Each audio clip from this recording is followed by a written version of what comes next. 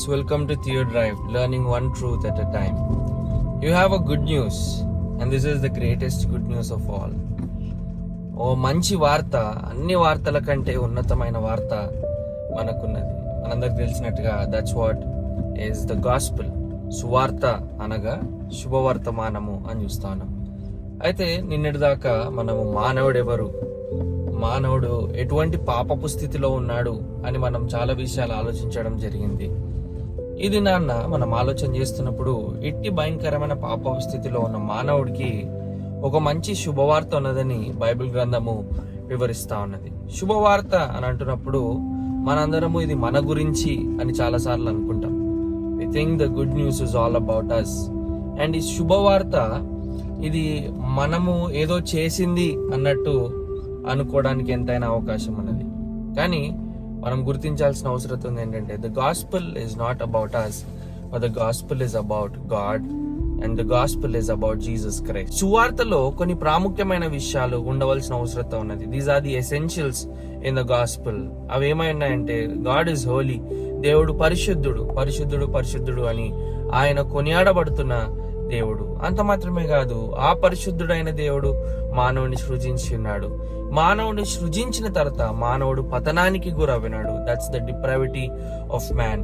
మానవుడు పతనానికి గురై నిస్సహాయ స్థితిలో ఉన్నప్పుడు దేవుడే ఒక రక్షకుని లోకానికి పంపించున్నాడు. ఆయన యేసుక్రీస్తు ప్రభువారు. యేసుక్రీస్తు ప్రభువారు దేవుడై ఉండి ఆయన ఉన్నతమైన పరిశుద్ధమైన జీవితము జీవించి మన బదులుగా మరణించి ఆయన మృతి పొంది భూస్థాపన చేయబడి ఆయన తిరిగి లేచిన దేవుడై ఉన్నాడు.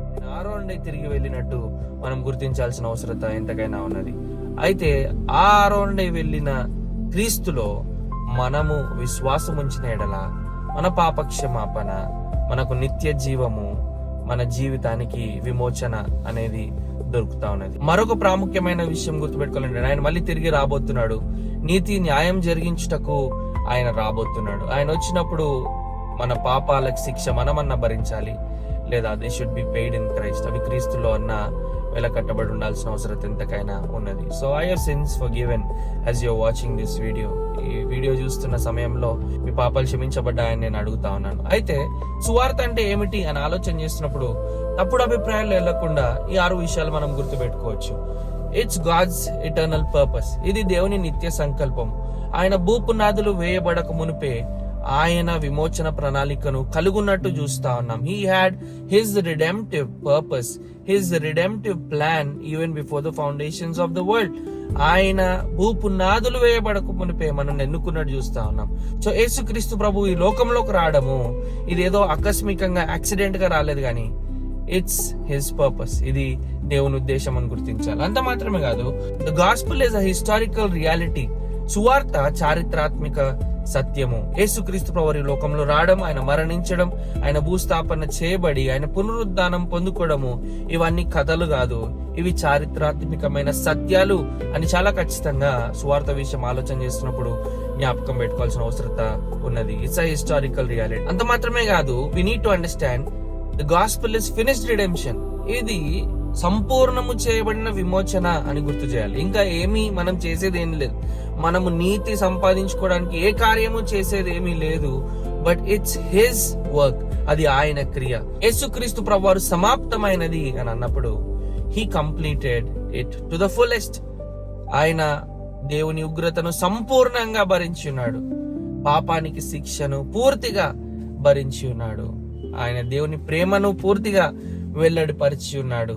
ఆ సిలువలో ఆయన మరణించి ఆయన అదే రీతిగా లేడు కానీ తిరిగి లేచి ఉన్నాడు. So this is a finished work.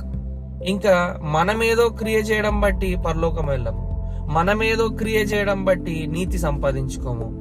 ఆయనను బట్టి నీతిమంతులుగా తీర్చబడతాం. 2 కొరింథీ 5:21 అదే వివరింపబడుతుంది కదా. మనము దేవుని నీతి అగునట్లు పాపం ఎరుగని ఆయన పాపముగా చేయబడెను. So he became sin that we might be made righteous before God. దేవుడు మనల్ని చూస్తున్నప్పుడు క్రీస్తు నీతి ద్వారా ఆయన చూస్తాడు. క్రీస్తుని చూసినప్పుడు మన పాపం ఆయన మీద మోపబడినట్టు ఆయన చూసి ఉన్నాడు గనక మనకు విమోచన కలిగినది. So we need to understand, సువార్తలో చేర్చడానికి ఇంకా ఏమీ కూడా లేదు.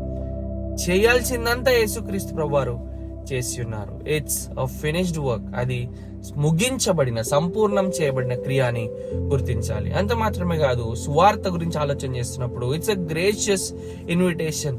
అందరికీ కూడా ఆహ్వానము. ఏ భేదము లేదు, ఏ మతము, కులము, ఏ భేదము కూడా లేదు. It's an invitation to everybody. అందరూ దాహం ఎంతమందికి వేస్తుంది? Come drink of the waters. ఈ జీవజలమైన క్రీస్తు యొద్దకు వచ్చి ఆ దప్పికను తీర్చుకోమని ఒక గొప్ప ఆహ్వానము బైబిల్ గ్రంథం వివరిస్తున్నది. సర్వలోకమునకు వెళ్ళి సర్వ సృష్టికి సువార్తను ప్రకటించి. ఏంటా సువార్త? సువార్త అంటే క్రీస్తుని గురించిన వార్త.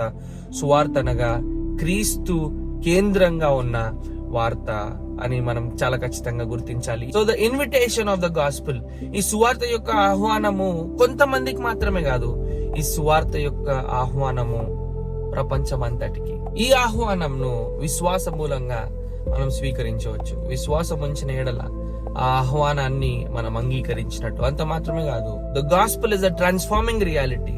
మనల్ని రూపాంతరపరిచే అనుభవము. The gospel changes who we are. మన స్థితిని మారుస్తుంది.